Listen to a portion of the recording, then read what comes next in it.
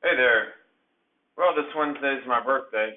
I'll be 35, and so I wanted to have a cake I can enjoy. A nutritious one, nutritiously delicious, in line with my culinary creation cookbooks, 10 that I'm doing over the next couple years. And so blue collar breads is what I've decided to focus on for now, for the next month or two, here in January and possibly February. And so I find that there's a lot of confusion in what's happened over the years and maybe decades when people discuss the topics, write, blog, speak about all the different things with eating healthy. That, I've said it before that I'm working on an educational course and I like to talk about walking people through American history as it relates to human health and nutrition and food, because I find that it's rare in scholarly academic settings, clinical, fitness, and otherwise. So blue collar breads is important because baking desserts and bread products,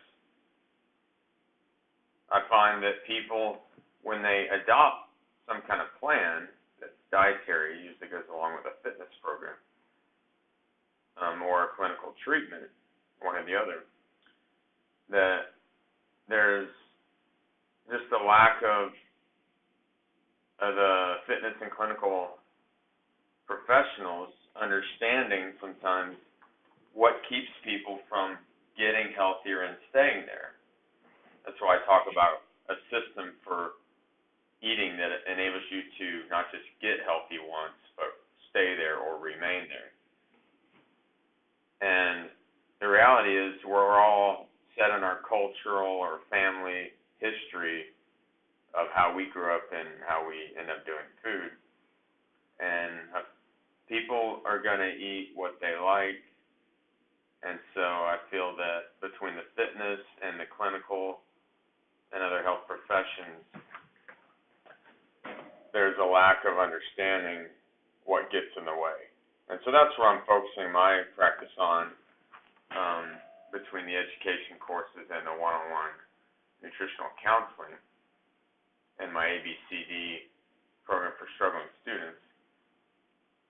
Because the breads and the desserts are those key types of foods, types of meals, types of recipes that I feel that we need to pinpoint the most and show some education, bringing in the clinical to the culinary arts in the kitchen.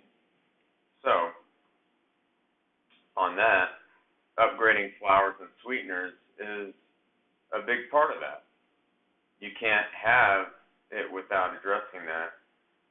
And so these are just foods and meals that have been a part of American culture and really all cultures for going way back in the timeline of history. So it doesn't make any sense to me. I'm maybe more of a logical thinker than most, but it doesn't make a lot of sense when somebody goes from the fitness gym or a program, home DVD, and then they end up going to a clinic after they've been eating certain things that represent our food supply out in food service, which I know very, very well, 15 years experience there. So I'm able to see more pieces to this jigsaw puzzle, as I call it, American health, than what I see on the World Wide Web is blogged about, written about in scientific journals, or in public speaking, or even in books by credible authors.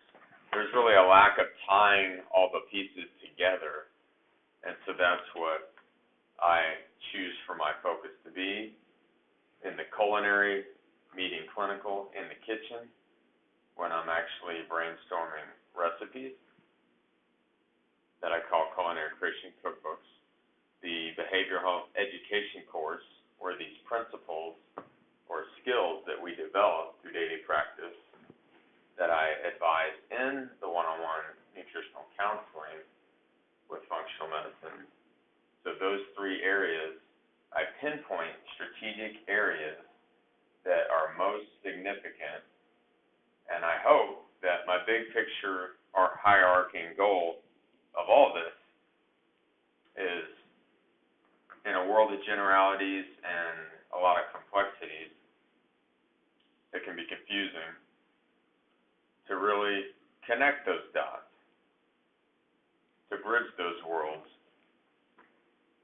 in the sense that we, the people of the United States, in our local communities, in our small neighborhoods, that we educate one another and we all have an understanding of, so it's not just another recipe in isolation. It's not just another blog topic, another speech, another clinical research study, which most people don't have the skill to assess clinical research.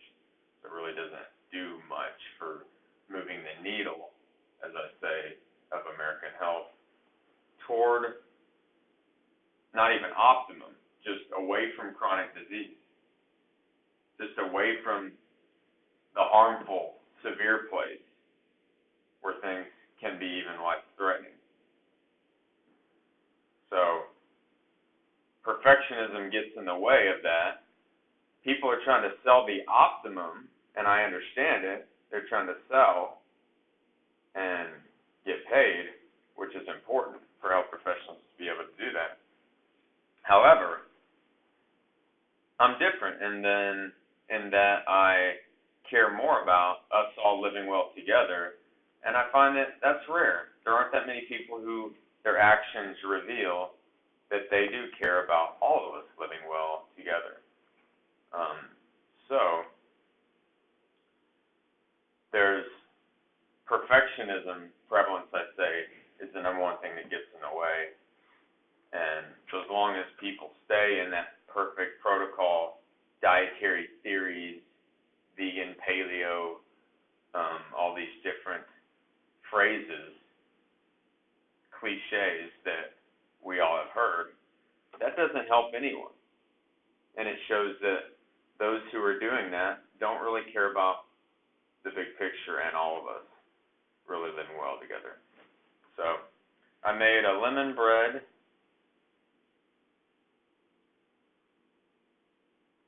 and it just came out in my new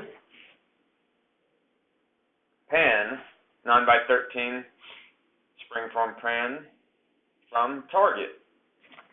So smells good and lemony, and I'm going to be doing a berry, half cranberry, half blueberry frosting later on. So I'll post a picture on that. And can't believe I'm 35, will be in a few days. So if you have a question on a better way to upgrade the food quality on better breads, blue-collar breads, I'm going to be doing donuts next, biscuits and cornbread eventually. And so if you have a question on any kind of recipe type that you've always wanted to be shown how to make it in a better way to fit your culture, family, or personal food preferences, and even tie that to your clinical health history and doctor diagnosis that you've been given recently, send me an email at gabe@elevatewellness.biz or a brief message below this video. Thanks so much. As always, when we take moments to assess and address the things that make us human, since we really are more alike than we are different, then our best is still yet to come. And we can all educate one another. We can all learn from each other.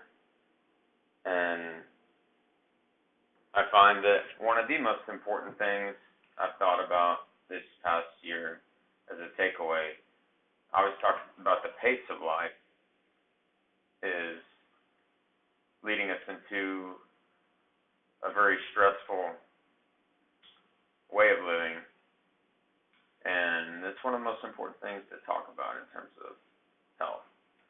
So if we can take moments to consider and listen to what our brain and body is self-communicating all the time. And that can come in the form of all types of things. But if we can slow stress just a bit, which I show people how to do in my coaching,